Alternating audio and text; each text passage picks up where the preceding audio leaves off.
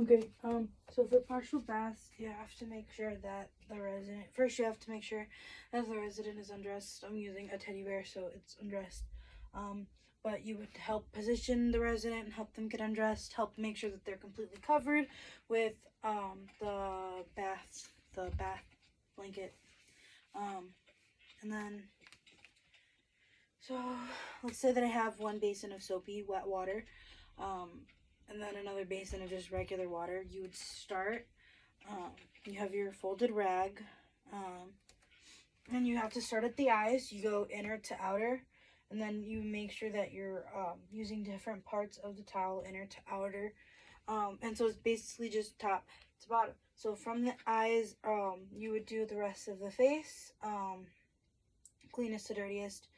And then you get a different rag for each eye, and then a different rag for the face, and then a new rag for the arms. You do top to bottom, you do the upper arms down to the hands. Same on the other side, while making sure that the resident is always covered.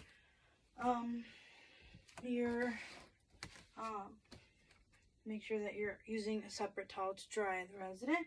And then you do the legs to feet, different rags, and then you do peri-care, with, of course, different rags. You do top to bottom, you're doing the outsides, separate the labia, you do down the middle, and then you do the behind.